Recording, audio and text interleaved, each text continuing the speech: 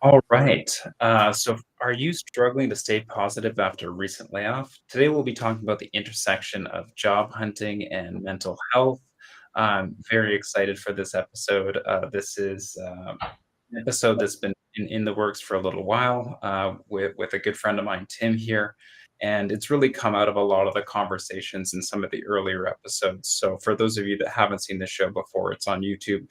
We've touched on mental health topics in many of the first 10 episodes. And that's why I felt it was important to talk about something that's not interview tactics, CV tactics, everything like that, that is kind of typically associated with job hunting. I think mental health has become increasingly important in kind of the modern societal discussions. And I thought it would be great for everyone job hunting to kind of learn a little bit about mental health and how it intersects with job hunting. So this episode is called Beyond the Resume, addressing mental health in your job search. So today we'll be talking to Tim Laidler. As I mentioned, Tim's a friend of mine. The QR code's up there. So Tim served in Afghanistan with the Canadian Forces in 2008. He returned to Canada and helped create the Veterans Transition Program, a national charity that serves 5 and 10 day transition programs for veterans overcoming barriers to their move back into civilian life. He has a master's in counseling psychology from UBC, where he teaches communications and is the executive director of the Institute for Veterans Education and Transition at UBC. That's called IVET. And he is well versed in major life transition, has a deep understanding of trauma, and is grounded in real world struggles so many people face during the unexpected times during their career change. So also, I'm just flashing up the IVET. So if anyone is interested in the program that Tim runs out at UBC, which is the University of British Columbia up here in Canada, you can find more information there. Welcome, Tim. Hi, thanks for having me. So this episode is going to be live streamed on YouTube, LinkedIn, and people can find this and other episodes later on YouTube. And if you like the content, stay tuned for more episodes. So as this is kind of a podcast run by a product guy, I always try to improve it every episode. So one of the things that I started doing in this episode was actually asking Tim for some content before. So Tim sent me a video so I could kind of prepare and learn more about his view of kind of mental health and the like. I've also kind of improved my LinkedIn posts. So if anyone has found this through LinkedIn, I've improved the kind of image structure to get more visibility of it. So that's kind of some ways I'm always trying to improve it every episode to get more viewers kind of engaging with this and learning about the stuff that we're bringing to them. So with that said, we do have one question that came in before the show. But before we get to that, how about we just jump into Tim? Is there anything you want to tell the audience about yourself or kind of IVET to help set the context before we dive into some topics? Sure, absolutely. I think a big thing that a lot of people who are probably interested in this topic are connecting in on about is that career change, right? Especially unexpected career change, and that's something that we deal with a lot in the Canadian military. The way it works in the military, if you're injured physically, or if you get PTSD or one of these things, it quite often can lead to a medical discharge out of the military. Similar to professional sports, if there's a serious injury, your career comes short, and there is quite a long process. It doesn't happen overnight. The military takes years quite often to transition you all the way out, but it still can be the midpoint of your career. You've made it up to a certain rank. You're thinking of getting into a special unit, and you're doing all your training, preparing for that, and something out of your control leads you to an injury, whether that's overseas or here in Canada, and you're all of a sudden confronted with, okay, in 2 years I'm going to be back in civilian street. I've dedicated the last 20 years of my life or 10 years of my life to the military. I didn't get a degree. I didn't get professional credentials. I don't even know what networking is. And now all of a sudden I'm thrust back into the civilian world, and it's a completely different culture, and it's quite a shock. So that's the space we spend a lot of time with veterans. We can talk about PTSD, and we will, I'm sure, but that's just one piece that gets in that complex transition that veterans face. after an unexpected career change. And I think it's a lot of people listening today would probably be able to connect with is, if you've ever been laid off or downsizing happens, or, your family health issues is causing you to have to move back to your parents. These are unexpected career changes. And it comes with a ton of stress and a bunch of other factors. And yeah, it's something I look forward to jumping into more in detail in this podcast here. Yeah, thanks, Tim. And I think the reason why I wanted to bring you on is that this is your day to day, dealing with constant transitions for veterans. Those of us that are in the tech sector, really in the go times, everything is good, and then in the down times, like everyone is kind of relearning how to deal with transition. Whereas this is your bread and butter, and you're constantly working to improve the lives of veterans, and you work with a fantastic organization that you've kind of been a core pillar of for a long period of time. So really jumping into that first question that came in from Eddie, and we'll probably hit on this more throughout the episode, but how can individuals effectively manage stress and anxiety that often accompanies the job search process, especially in highly competitive industries, while maintaining a positive mindset, well-being? Are there any tools, rituals you could recommend? So that really jumps at really the heart of the episode today, and then we'll kind of go into some of those topics in more detail throughout. But yeah, I'll just put it out there. Sure.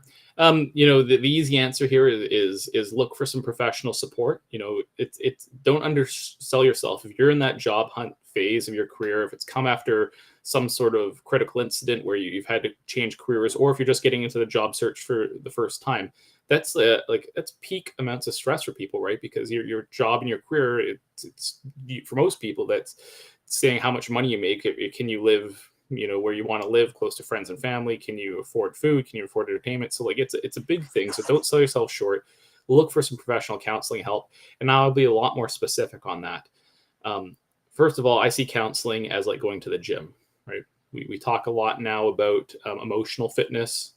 Some people talk about spiritual fitness. You can't just go to the gym after you've sustained an injury. You need to be going to the gym and keeping yourself physical and healthy. And you need to be keeping your mind, healthy and trained in how to overcome stress and anxiety. So, sometimes veterans will come to me and say, "Hey, look, I'm at the last end of my rope here. I'm going through a divorce. I've lost my job. I can't talk to my kids. Tim, I'm ready for your help now."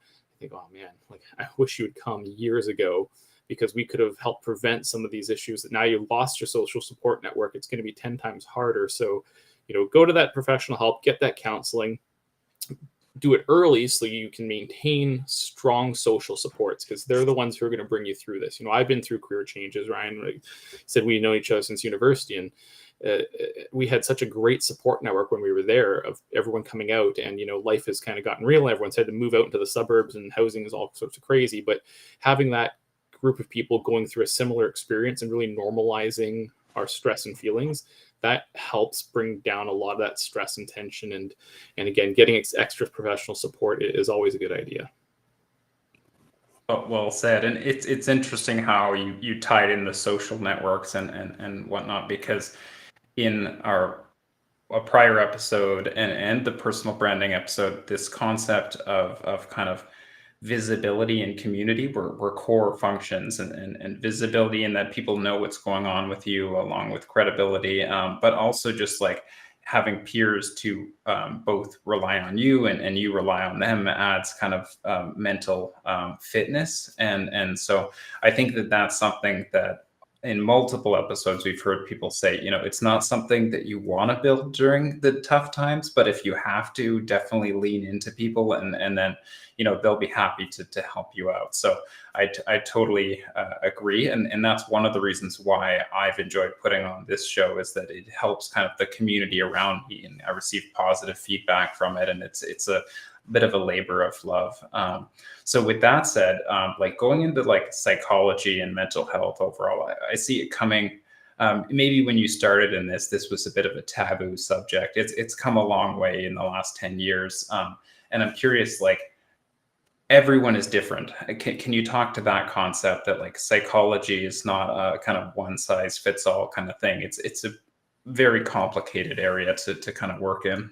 Oh yeah, it's subjective, and it has what I call a backswing. We see this in the military.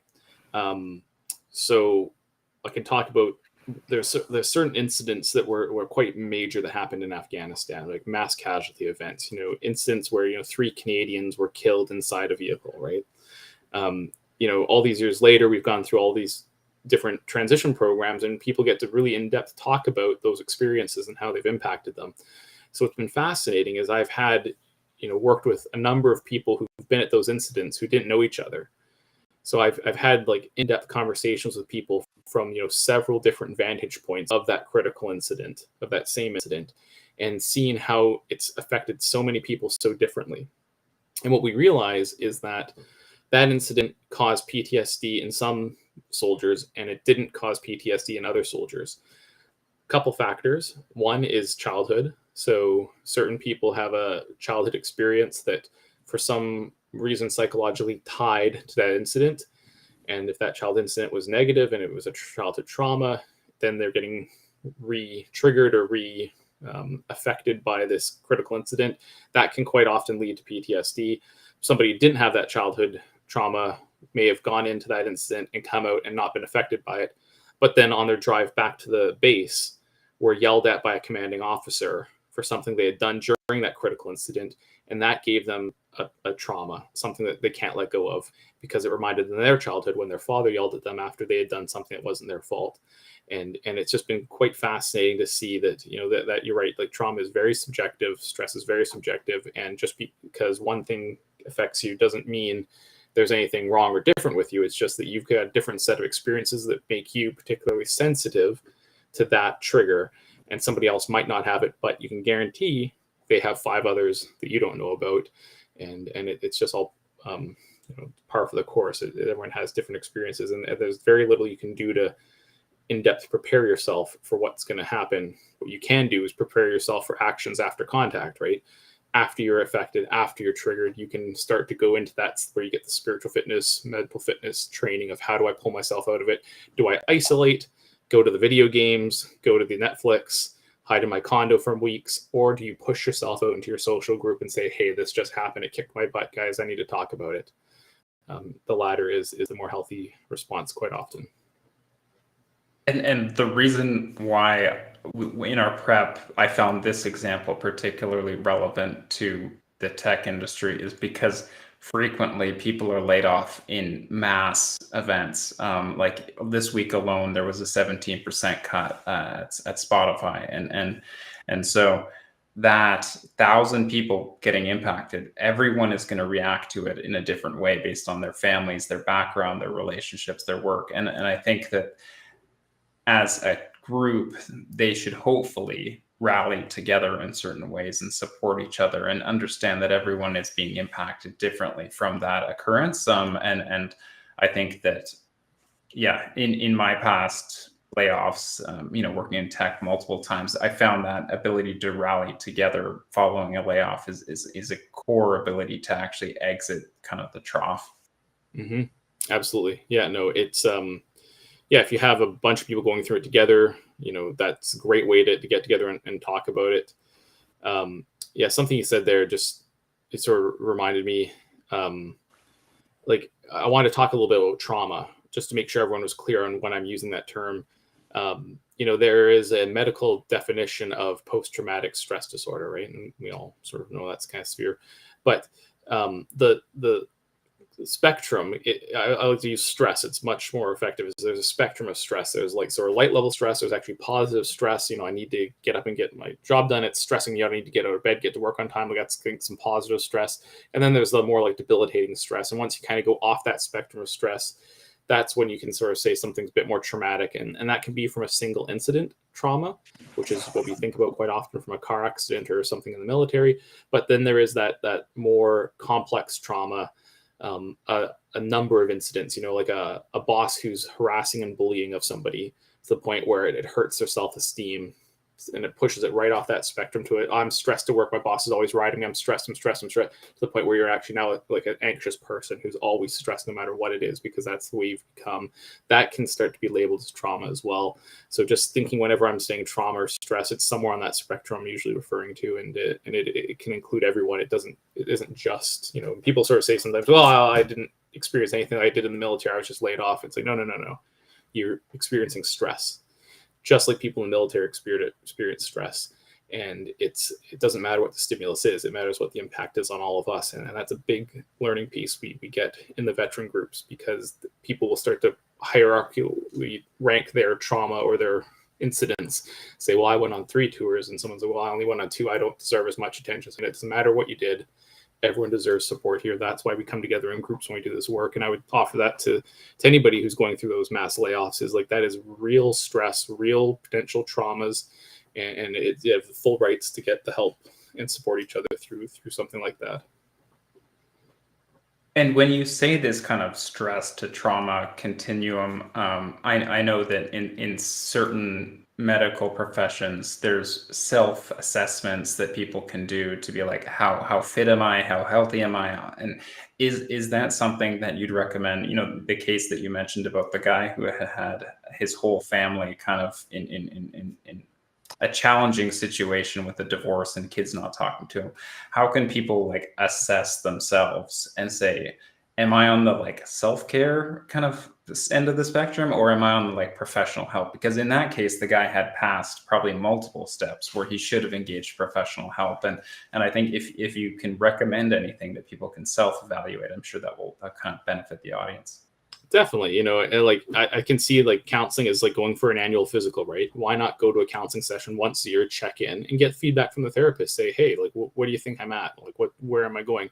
Now, most therapists are going to say, well, where do you feel like you're at? And they'll put it back on you, and then you do a bit of a self evaluation. But having a space where you can really do a dive like that for an hour, somebody to figure that out, that's always a great option. Asking for feedback from your colleagues and friends, and doing this in a very deliberate way. We actually teach this at the university in the communications class I teach, is this feedback model. People often ask for feedback, and you say, hey, can you give me feedback on like, how am I doing in this job search, right? It's so open-ended. You have no idea where you're going to get back. And we know psychologically it's hard for people to take in unsolicited feedback, or if they're thinking in their mind, I want feedback on how I'm doing emotionally, and they start giving you feedback. Well, you slept in 3 weeks or go a couple days. I know you weren't really working that hard, right? Not helpful. Don't need to get beat up right now. So asking for feedback from people you trust, building a time and place to do it, saying, hey, to a friend, I need some support. Can we go for a walk? It's probably going to be like an hour or two. Do you have that time? Great, you do. Awesome. I need feedback on how you think I'm doing, specifically with my emotional health, my stress levels. You've known me for a while. I've been calling and venting to you a bunch over the last little while. Can you, as a friend, give me just your assessment? Where do you think I'm at on my scale? And your friends will probably, if they know you, be able to say, yeah, no, this is par for the course. You're always just a little bit, high strung. And you're okay. So I'm a little bit high strung. Noted. Maybe that's something to look into later, but you can get a good sense from your friends. And maybe if they have the right opening and opportunity, they might come in and say, yeah, we've actually been a little bit worried about you. You can go, okay, wow, now you start to take in some real feedback. Fascinating. So those are some very achievable goals I think people want to check in on themselves, can go after there. Yeah, it's interesting because I feel like when you do have those dialogues, sometimes you learn that multiple people are going to counseling. And I did a poll on a prior episode, and one of the guys has set up this product mind community, and it's specifically at the intersection of product management and mental health, because product management is a role where you're kind of juggling a whole bunch of stakeholders and things don't go your way a lot. So a lot of people are very stressed in the job. And so he set that community out of the UK, but now it's gone global, and it's kind of a virtual online community. And so we started talking about who there had done counseling, and everyone raised their hands. And so I think the fact is we still haven't openly talked about, yes, I'm going to counseling with like everyone in our networks. And the more we talk about it, the more we realize, okay, this is normal. Everyone's doing this. So I think that's another reason why I wanted to bring you on and kind of just highlight the normalcy of this. This is part of the job hunt. Like, it's just as much important as writing a CV to get, because when I found out that it was 3 to 6 months typically right now in the tech sector to find a new role, I was like, wow, like mental health suddenly becomes way more important when you understand this is a very long process. I can't just kind of grind it out for a couple of weeks and expect to be back to work. Yeah. And it's a really good point you made there. And like, take those months is what I'd be advocating people to do, because it's actually easy to get another job, right? If you wanted to, you could just go and grab, if you've got some experience, you could get a job anywhere. And that's what a lot of veterans do. They come out of the military, they say, okay, well, give me the list, what pays the most, boom, I'm doing that. There's no thinking, I moved in. And then we get them again, a year later, and they say, I hate this job. I just took it because I thought I needed to do something. I couldn't bear telling my family that I was unemployed and searching for work. I just wanted to get into making money and doing something, and now I hate it, and now I need to make another transition. They've just taken a year off, and maybe they needed to learn that lesson the hard way. But yeah, for a lot of people, like, you can find paid work doing simple things. But what I think most people are trying to aspire here, especially in the Western world, because we do have a bit more privilege in this space, is to find a career that's meaningful, connects you to your core values and your skills. And that's just something, if I can jump back a little bit in the conversation, as people are looking for exercises and tools, I'd be advocating specifically, if you're going to look for counseling at this time, if you have those few months off, is to try and get into some sort of narrative-based work. And that can be done with a counselor. If you say, I'm looking to do some narrative work, most counselors go, oh, great, fantastic. And they've probably been to a workshop, or they'll know how to walk you through it. But it's very straightforward, and you can find a lot of resources online to do your own narrative work. I'd say doing them in a group and professionally facilitated is definitely a good way to go. But you can do it self-guided, and you can do it just with friends. And it essentially means going online, looking for a narrative or a life review, and you go back to all the critical incidents in your life, both positive and negative, and doing some journaling on it, writing about them, writing about what made you who you are today. So going back to your childhood incidents, thinking about that first time that you got first place in a race or got accepted into school. If it's less positive, maybe a family divorce or a friend had passed away, and how those incidents really affected you, and wrestling with them and writing about them, with the goal of getting to a point of saying, this is what made me who I am today, and these are some of my core values. And then if you can read those into a group and get professionally managed feedback on it, it can really get you a whole new understanding of, again, what those core pillars are in yourself and who you are. And if those come to the surface, because you always kind of know they're there, but if you spend time in that job transition thinking about what those core pillars and values, it'll come across in your interviews. If you're in that interview and then somebody is saying something and it starts to tinge into those core values, your face will come more full, your energy will change. The employer, wow, like, they are really passionate about this. They're not just saying, well, I'm passionate about this job. Like, you can see it in their nonverbals. And that, I think, will lead people to that longer, better career transition into something that's fulfilling, meaningful, and aligned with their values. It's interesting that you mentioned the energy, because about 2 months into my job search, I read this book, The Secret, and another one, The Happiness Advantage. And when I changed from the mechanics of job hunting and preparing and researching to actually focusing on gratitude and positivity in my life and reflecting what's good instead of the fact that I was job hunting, it really changed my success rate through the interview process. And suddenly I was getting to like second, third rounds. And yeah, I'm still looking to finish some of those rounds, but it's really accelerated my kind of job hunt by kind of just focusing on what's good. And it is really, really important in the job hunt. And that's why I think mental health is critical, because if you don't believe in yourself and you're not happy, it's really, really challenging to compete in a competitive market for exactly like what you want. If it's your passion, but you're actually not passionate about it, it comes across. Totally. Yeah. And if you can allow me to just dive down a rabbit hole now, because I think it's relevant, is the evolutionary aspect to all of this. So if we just accept Darwin and evolution, the evolution that has allowed us to become who we are today, thinking about thousands, tens of thousands, hundreds of thousands of years ago, thinking of people back in those days, right? I use this example in class to talk about how trauma, where it came from, and why it's actually a positive thing for our evolutionary survival. And we use this example of, the good old fashioned saber-toothed tigers chasing two brothers down a trail. And as they're running, the tiger's getting close to them. They're using every single ounce of their being to run as fast as humanly possible to get away from this threat that's terrifying and charging after them. They can hear the roar. And as they go down into this part of the trail, the air gets a little bit cool. There's some bugs in the air, and one brother falls into quicksand and dies. The other brother turns to the left and runs away. That brother survives. He has now been traumatized, right? And so what we understand from trauma is it's in the body, it's not just in the mind. If you see a stimulus or if you smell a stimulus, it doesn't go up into your cognitive mind first, right? It goes into your midbrain, it goes into your animal part of your being, and it causes your system to start to react, the sweat glands to go, the heart rate to increase. And then that stimulus eventually trickles up into the outer cortex of your brain. And that's when you start thinking about it. And you saying, okay, so I'm thinking about something. I've seen it. My body's already reacting. Now I understand what it is. Now you can make a decision how to react. But in those survival moments, it doesn't have time, the stimulus, to travel into your brain and think about it. Your body just has to react. So the next time that brother is running along a trail, the air gets a little bit cool, there starts to see bugs. He doesn't think, oh, this is the same sort of thing how my brother died. His body just goes, freak out, turn left. And he turns left and he avoids the quicksand, and he survives to reproduce and passes on some of that generational trauma around avoiding these sort of scenarios that he's been traumatized in his life, and the next generation and the next and next. So we've been traumatized all over. That's why people are afraid of snakes, spiders, heights. All these things have been passed on to us through our DNA to cause our bodies to react before our minds do.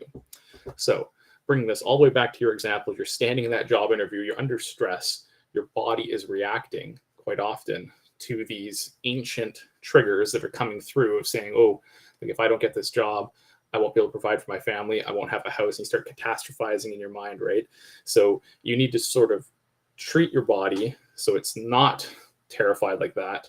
And by digging down into those core values and walking, like you said, being happy, like spending time on knowing why you're there, really giving yourself space to go for a walk before an interview, like getting your sympathetic nervous system calmed and saying, no, I know why I'm going into this. And it's not to pay my rent. It's not to have enough food. It's so that I can enjoy time with my kids and enjoy time with my passions and like these are the things that are going to help override all those daily stresses that are pushed into our minds and give you that really good base level to then perform well in the job interview and not be desperate, right? Because you might get into midway through a job interview and be like, wow, this is not the spot for me. But you still want to be polite and you finish the interview and you walk out of it thinking, no, I'm not rejected. I got a good sense because I was listening with all my senses. This is not going to be right fit for me. I need to find something different. So interesting. And having learned a little bit about the Veterans Transition Program and IVET, is that kind of brother running on the trail and going right?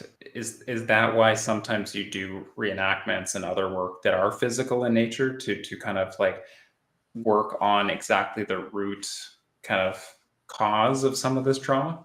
absolutely, right. And what happens is like smell is a big one, right? So, a lot of incidents happen over there in the vehicles. They run on this terribly dirty diesel, and I can still remember the smell of those diesel engines cooking. And if there's ever an explosion, it's all sorts of stuff. And then you can be sitting on a bus downtown and a truck goes by and you hear the sound and you smell that diesel, and like I'm flashed right back like, oh god, like I hate this. This is but that can be just a moment of like that kind of like, oh wow, that reminds me of Afghanistan. And if you haven't processed through it all, it flashes back and you don't know that's what's happened. And all of a sudden you're sitting there thinking about Afghanistan, you're thinking and you're ruminating and you're going over and over in your head. Maybe I could have done this differently. I could have done that. And all of a sudden, 2 hours of your emotional, mental energy are gone. And you get home and it's like, your wife's like, oh, how's your day? I died. It was terrible. It was awful. Like, well, what happened? Well, I was on the bus. And it's like, what? He was on the bus and he had a bad day. I don't get it. Right. And then he thinks, oh, there's something wrong with me. Like I can't even get through a day on the bus. But if you understand, like, oh yeah, no, that's going to pull me back for sure, and you have that grounded understanding. Another resource to point to here is that Viktor Frankl's work on making meaning after trauma. It's what you need to do if you've been through a high stress environment. A moment you've lost that career that you loved, and all the friends and the community that came with it. You need to make meaning out of that and find something to put that energy towards. Because if you try and just suppress it and put like the bottle cap on tight to that thing and shove it deep down inside, it's going to come out in your nonverbals in the short term. Long term, it will probably affect your overall quality of life. Mental health at some point could cause further crisis to happen. So slowing down, processing those incidences will help push it through. And that's what we do with the veterans on our programs, is really slowing their minds down, giving them space to really explore what happened, why it affected them specifically from their backgrounds and childhoods. And more importantly, with all this new knowledge and awareness, what are they going to shoot for going forward.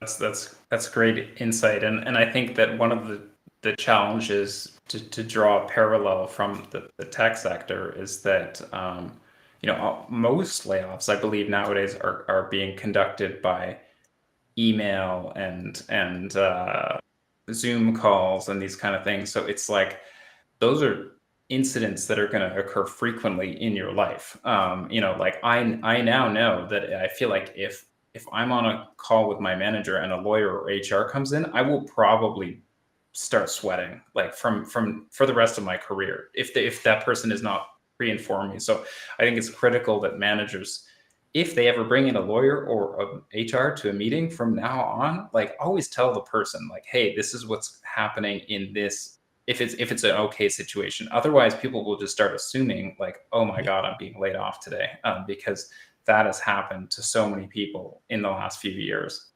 Yeah. No, and you know what? I think companies are gonna start to find out if they treat people that way.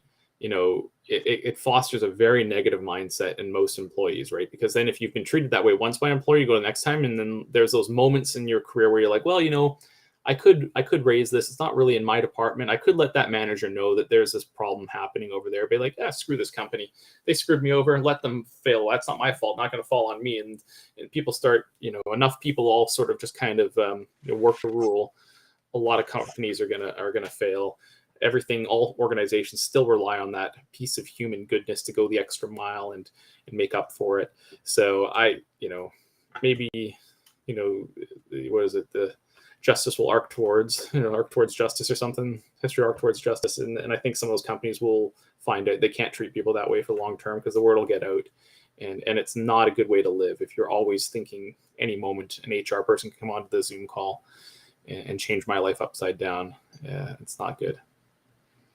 Yeah, it's I mean, yesterday alone I had a board meeting for this nonprofit that I work with, and one of the team members came and talked about someone being laid off that morning. And we all kind of collectively tried to support this individual, and it's unfortunate how frequently that is happening at the moment. And it just like, even if it's not you, then there's an impact. And that's really where I wanted to go in. There may be people watching this that actually have jobs, but their colleagues have just been let go the day before or the week before, or mass layoff occurred. Can you talk a little bit about psychology and survivor's guilt? Yeah, no, for sure. It's huge survivor's guilt issues within the military. Obviously, like those vehicles have 8 people in them. They get hit, 3 people might die. Everyone else survives. Going out on those convoys, quite often at the last minute, someone will say, "Oh no, hey, you take my spot. I'll ride in the lead vehicle today. I want to be with so and so, or that's a smoking truck." And you switch places, right? And then that vehicle gets hit and they die, and they think, "Oh my God, like I switched at the last moment." Like so many veterans carry that stress and guilt with them, and processing it down. What we have to do in those instances really slow it down and have the 2 people have a conversation, enacted in a therapy session. And quite often it ends up leading to the point of somebody saying, well, look, you need to go on and live for both of us. It's quite emotional and quite profound, but it's not the same level obviously in a job scenario like that. But yeah, having those conversations with people, talking about it, if you're feeling that way, talking to that colleague, getting a hold of them. And I think it points to something we talked about earlier, the importance of having social networks outside of work. A lot of women, I think you've got through as well. I've got a 9-month-old baby at home now, and my wife is a teacher. She has like a huge numbers of like all of her social connections came from teaching and going to work and all the work functions, and it was fantastic. And now she's off and she's at home with our daughter. Incredibly rewarding. We love it, but like she lost a huge amount of social support and connection she was getting from work. And we went back to like, that's like a big piece of keeping yourself sane and emotionally happy and healthy is having that support network. So you don't only lose your career, but you can also lose your support network. So having those friendships outside of work and holding that together, it can slow that down a little bit. What I wanted to say something else about this too, though, that came up is when we talked about doing this podcast, I've got a friend who, I think we all know somebody in our family like this, at least. They said, oh, so and so, they started their own company because they were tired of having a boss, right? He ran his own corner store because he didn't want to have a boss again. Like, I could dissect that down and say that is a traumatic incident. That's a traumatic response. Somebody's been so traumatized by having a supervisor or having the fear of being fired or laid off or whatever that they've said, screw it. I'm going to turn in my 40-hour-a-week job and take an 80-hour-a-week job working for myself, making less money, taking on more risk and more hassle and more headaches to have that freedom of no one's over my head. I just have to worry about doing my work really well, taking care of my customers. And I think it's like so many entrepreneurs and people start into business from themselves. It could be from a trauma, but we talk about post-traumatic growth. This is pointing right at it. This is an example of how you can grow from that. Sure, it's a trauma. Sure, it was a negative experience, but it's led somebody with the passion, motivation to be like, nope, I'm doing this. And you don't find too many people who've gone that path who horribly regret it, right? They say, oh yeah, kind of funny. I worked a lot harder than I probably ever would have if I just stayed at that corporate job, worked my way up the ladder. And yeah, I watched the friends who kept on at that company and they've got a nicer yacht now and they've got 2 rental properties. And yeah, here I am. But you know what? Every day I woke up, I was my own boss and I felt good about it. That might not be the case for everybody, but if you can find that makes you feel that way about it, you're going to win at life. You're going to have control, right? Yeah, so that's a kind of great transition to one of the things that I wanted to touch on in the episode is post-traumatic growth syndrome, which I hadn't heard about until I started digging deep, my own like internal reviews, and watching psychology kind of videos and things like that during the job hunt to be like, how do I kind of make sure I remain positive through this? And I thought this is a concept that I have to bring through this episode and kind of educate people that not only is there kind of like depression and kind of returning to a baseline, but there's also a potential that people can use the job hunt as a way of growing personally. So can you kind of speak to you've mentioned post-traumatic stress, but like can you mention post-traumatic growth? For sure. And going back to that analogy of this 2 brothers running the saber-toothed tiger, like that's an example of like trauma being a positive thing for our survival. Right. There was never a subjective moment of like, there was, but like, it wasn't the same level of like happiness and fulfillment and meaning, right? There's that whole Maslow's hierarchy of needs, right? There was like survival was number 1 and trauma helps us survive, right? So there's a negative connotation of trauma. People say, oh, I want to avoid traumas. We don't want to trigger people. And well, actually, those are the things that are helping us evolve and move forward for hundreds of thousands of years. We can't just turn that off now that society has overcome a lot of them through technology. We need to remember that that traumatic incident of getting laid off might lead you to the best career you've ever had. That moment of losing that job might allow you to spend 6 months with your family and grow closer to them than you ever have before, which might launch you into a much more clear-minded career where you're like, okay, I'm traveling a lot for work, but I'm making money. And, I'm going to buy a place in Whistler. If I keep going at this for 3 years, and you can maybe let that Whistler place go and say, what's the point of that Whistler place? Well, I want to spend family time up there. I want to have my family at Whistler, and I need a place. Maybe you don't need that, right? You can probably just spend family time right here and go for a day trip up there to Whistler, and you don't need to like, grind for 3 years to get. You might have it right in front of you. Those are examples of post-traumatic growth. It really comes down to that mindset of, I'm not saying minimize the pain and the stress that'll come from a layoff or an incident with any sort of trauma, but to understand this is part of being human, is that like sometimes we need to be shaken awake. Another Vander Kolk is like done a lot of writing on this. It says traumas in the body, right? Trauma is talked into us, hard to talk it out of us. Or sorry, trauma is not talked into us, therefore it's hard to talk it out of us. So it's something physiologically you pick up from such a high stress a moment. So with that, walking it through, you're going to need to spend some time and energy to overcome it, but it's there because it'll get your attention, right? Like it's not just like, oh, I lost my job. Oh, I don't care about that. I'll just go get a new job. It's like, I lost my job and it caused all this other stuff inside me. Your body's trying to get your attention to say, don't go back into a career like that. Don't go back don't expose yourself to that. Or if you do, make a backup plan. Don't fully buy into the company. If you know you might get laid off at a moment's notice, you know, do enough to get paid, keep a side hustle going, you know, keep reminding yourself every day you go to work, I'm going to work today, not because that's going to define who I am and that's my identity. My identity is a dad and a soccer coach and a really good brother to my siblings. Like, those are who I am. I'm just doing this paid work because I know I might lose it to enable me to maximize this. And you know, that might be another way people have to approach doing paid work that isn't 100% meaningful, which, you know, like most people in the world are going to have to do paid work that isn't fulfilling and meaningful for most of their life. The lucky few find that really passionate career at some point in their life, and they get to do it for the last 10 years of their career. Like, you've won. A lot of people don't get it, but then, you know, they've bought a cottage and they're doubling and tripling down on their family time, and they've won too. So there's lots of ways to win at this whole game here. Yeah, I think that with people changing jobs so often, some of those non-work things are critical, and that's a core piece of what we're discussing at Product BC is how can we be some of that continuity through people's careers? Because when you work for a company for 10 years and they lay you off on Monday, suddenly it's like, well, you're not that company, you are a person again, and that creates this kind of moral is it moral injury? I'm trying to transition to kind Yeah. of the moral injury topic that we had discussed earlier, and kind of like how that fits into kind of the layoff process.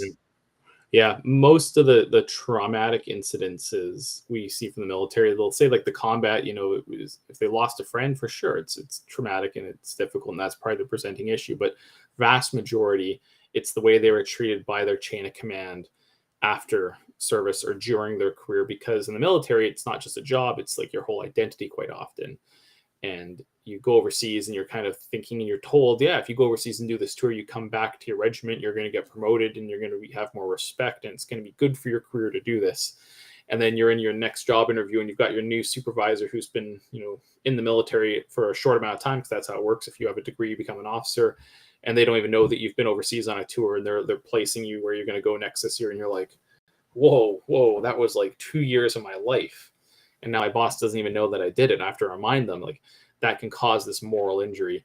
Tying it into the job market in the civilian sector, like, yeah, if you're getting, you know, a lot of pride in your job, and that happens, and a lot of families, you know, they've come from backgrounds, you know, first generation Canadians. My father came from London. You know, like, there was, you know, limited resources. They had to work hard for everything, and it's like, if you have a career, then you're kind of like, you know, feel like I'm paying respect to my ancestors who've worked so hard to get me here, and having a business card that has a title on it, like, that's a big deal. And if someone takes your business card, military talks about losing their military ID. Like, when you leave the military, at one point you have to go down to like, generals have talked about this. They have to walk down to the basement and turn in their military ID, and now they can't get back in the building, and they can't go to all these places that they have for the last 30 years because they don't have their military ID anymore. It's like, it's a big crack in their identity. So this is a bit of a tough spot, because some of those really motivating, fulfilling careers, you might want to have that embody who you are, right? You might want to build into that. And I think the systems we've organized on a high level, like a lot of the CEOs, like the CEO of KPMG, right? I think they did an interview. I think there was a woman CEO, pretty sure it was KPMG, who talked about this, of just like, there is no, you don't have to have a work-life balance.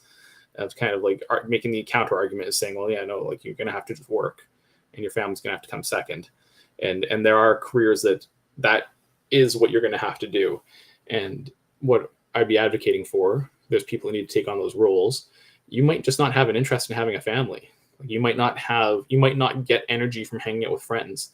And if you can figure that out about yourself, and it be very true, and it's not just something you're saying, then you're going to be well positioned to take one of those careers that requires you to put your all into it. And then just be aware, though, you might be at a greater risk to a moral injury. If you lose that career, that can really impact you a lot deeper and for a lot longer than somebody who's, you know, got a well-balanced life out there. And yeah, to go into that moral injury, like, it's hard. Some people never recover, right? Because if you think about trying to, okay, well, that's who I identify as a CEO of a company, that's who I am. You lose that job, and they think, okay, well, I need to be a CEO of another company. and another, and like it's like, you're going to be on it eventually. All jobs end. You have to retire at some point. And some people work right at the last moment of their lives. Again, I think that's pretty rare, but it's I think it's, as long as you're doing it with an intention, you know why you're going into it, and you're aware of the risks. Those are all things that help mitigate this chance of this moral injury, this feeling of betrayal, or something's been taken from you. It's more than just losing a job, it's losing your identity. These are all things tied to this concept of moral injury. And I think that this is more challenging for individuals that are earlier in their careers, because I don't know about yourself, but for the first part of my career, I probably thought I was the job title. And then as soon as I had a kid, I became a dad first. Dad is my number one kind of personal adjective, and I'm a husband too. But my career suddenly became far less important. It just got kind of bumped down the rank of self-identifiers. And I think that for the people that I've connected with that are earlier in their career, they haven't kind of gone through that transition that they like self-identify as something, because I think it is, you work 20 to 25 years to land your career. And then you get there and you're like, I'm a thing. I'm a so-and-so, I'm a doctor, whatever.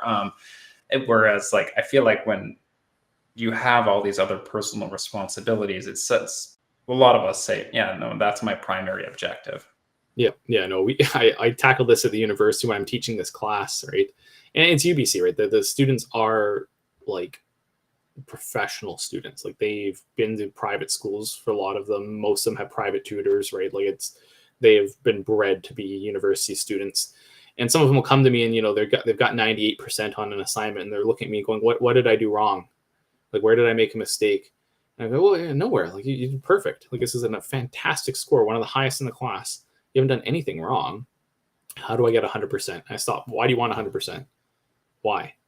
Do you need 100% to get into a, no, you've got 98%. You can go like with that. If that's your GPA, like you're getting that in my class, but I'm sure that that's your GPA. You can go into any graduate program you want. That's the highest. You can get any job you want with this GPA. Why do you want 100%?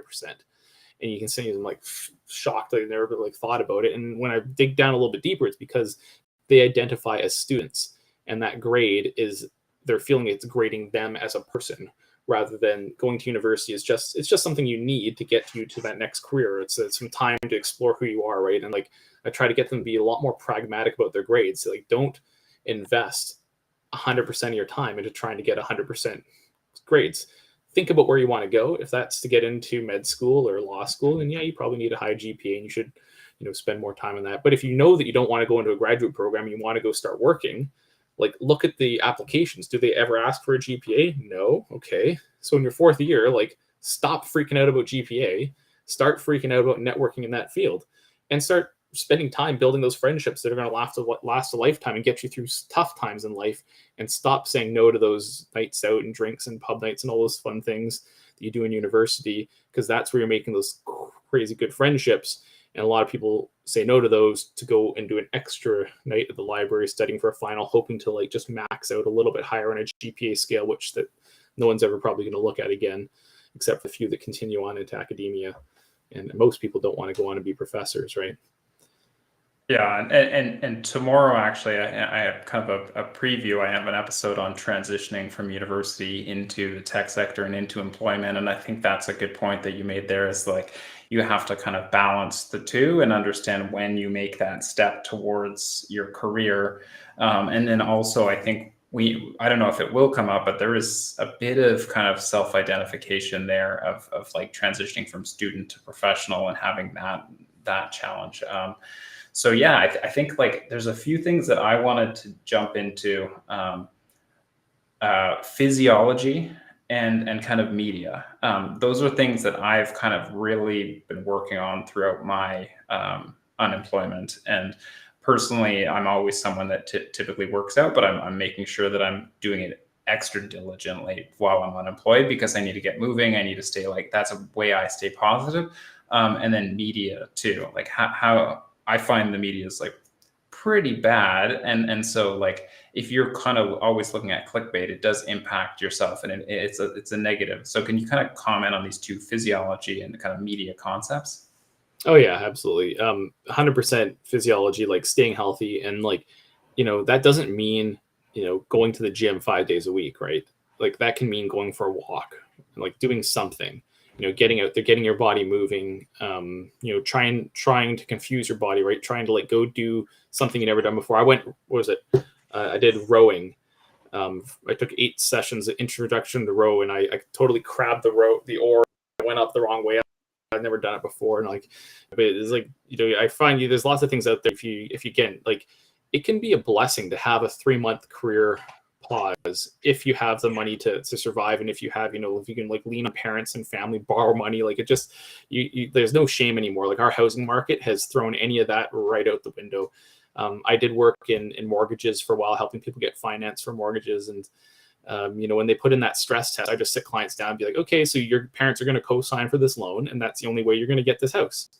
And they're like, oh, but, we kind of want to do it on our own. I said, I know you want to do that, but look, the other 10 families I have here are putting 5, 6, 7 family members together to co-sign for these housing loans. And that's what you're competing with. So you're going to probably go just tell your parents now they have to co-sign. In 2 years, you can take them off, right? And it was that emotional, like that was difficult for some people, but our economy and our life has ripped a lot of that stuff up. So I'm just trying to give people permission to ask for help. But yeah, taking that time, get yourself physically fit, and like remove negative stimulus. It seems simple, but yeah, media, even scrolling on like the feeds, like depending on what you've been clicking on, like you get a lot of negative stuff. I've got a daughter. I spend a lot of late nights up, and I'm clicking through, and all of a sudden I'm watching the Israel, Palestine, Gaza, all that stuff. Like I just get like shot after shot, and like having a child now and seeing that stuff inside, like it affects you differently as a parent, and really trying to limit that, because you can't cognitive away those negative stimulus. My body is going to react in the middle of the night. I'm going to get the blood pressure firing up and the sweat and everything. So the best thing you can do is to avoid that stimulus puncturing into your system, and trying to find those positive affirmations around you definitely is a much healthier way of being. Fantastic. So, kind of as we're wrapping up, one of the kind of last pieces I always ask my guests is kind of tips for the audience. So we were just kind of branching off to there, and then resources. So you've mentioned numerous things throughout the episode. I'll try to get those together into the show notes in YouTube and get them up there eventually. I'm getting a few content pieces out this week, so that'll take time, but I'll try to get some of those from you. So yeah, tips and resources. Tips and resources, yeah. And then also had a question for the audience too, I think, right? So yeah, the tips, think of your friends and your social network, whether it's your family, friends, all that. Put that in the category beside career building networking. And it just, you need to invest time into those things. They don't just happen. Your friends, especially if you end up moving away, like you have to put lots of effort in. You have to like make the trip out there to go over there for dinner. Some people get so caught up in life, especially when kids are thrown into it. It's hard, right, to schedule something and stick to that schedule, because someone might get sick and the sleep's all messed up for the 2 nights before and you're exhausted. So really trying to put effort and focus into building those relationships. They're going to help you in the long run. Resources, yeah, like if you go on the Veterans Transition Network website, there's a resources link, and it's very exhaustive, and there's a whole bunch of resources on there, not just for veterans, but for anybody. If you are a veteran, for sure, check out our programs. There's a huge number of counseling practices out there. Again, I'd encourage people, if you're in a job transition, look for somebody who says, like, look up counselor, narrative-based therapy, life review. Those are really good programs you can do. Short duration. They shouldn't be too expensive. If you're doing it just for a handful of sessions to get through, you can probably invest in that while you got some downtime. Thanks, Tim. And as someone that has done a life review with Tim, it's probably been the most impactful counseling I think I've ever done. It really challenges you and puts the kind of laser pointer right on specific areas. As opposed, I found other counseling has been kind of, you can dance around a little bit. Life review and some of this narrative stuff, it really focuses in. And so I definitely can recommend that. So yeah, as we wrap up, for folks that want to learn more, you can find my content kind of by scanning that QR code. I'm also on YouTube, and that's where you can find past episodes. But before we kind of finish up, Tim has a question for the audience. So if there are folks listening in, if you type in the chat, as I mentioned on LinkedIn before this episode, Tim has offered 2 free coaching sessions to folks. One of them went to Eddie, who completed the question ahead of the episode and got us rolling. And the second one will kind of go to, if anyone answers this, either currently during the live stream or kind of after on LinkedIn. So I'll pass it over to Tim. Sounds good. It's uncomfortable. It's going to be hard for a lot of people to do, and that's why I want to push everyone who wants to try this to give it a shot. But just put in briefly one of your proudest moments. Talk about something in your life that you're really extremely proud of, something that you've done really, really well, something that maybe you don't share with a lot of people. It doesn't have to be anything private, just can be, you can speak generically about it. But yeah, talk about something you're proud of that you've done. It's hard in our society to promote ourselves. We're taught to be a little bit, humble, not to brag. And yeah, that's for sure. You don't want to do those things. But talking about something that really from your core, wow, I've always been really proud of the fact that I got into UBC, that I, married an amazing person. If you share that in the chat, it's healthy for everyone. And you can take that energy into your next interview to talk about things you're really good at with that grounded head, shoulder back kind of, this is who I am, this is what I'm good at. It's good to practice doing that. All right, fantastic. So I'll just kind of slowly wrap up, and then if anyone pops in, we'll kind of raise their comment and give them the prize. But I do know that I check LinkedIn, I check YouTube after this. So if people do comment after they're seeing this, later on, Tim and I can try to help out in any way we can on this subject. And yeah, as we wrap up tomorrow, actually I have back-to-back episode days, which is rare. But tomorrow I'm doing one at 2 p.m. Pacific, which is called From Campus to Career Strategies for Recent Graduates, which I mentioned earlier. Lucky enough to have a career strategist from UBC, where Tim and I went to school, helping kind of candidates make that transition, along with the author of Career Coach GPT, which is a book all about finding a job and using kind of AI-based career coaching and other things like that. And that individual also works for Khan Academy. So he knows a lot about upskilling. So that kind of episode is coming on tomorrow at 2 p.m. and you can sign up on LinkedIn. So with that said, thanks everyone for attending, and thank Tim for being a great guest. All right. Thanks, guys. Thank you.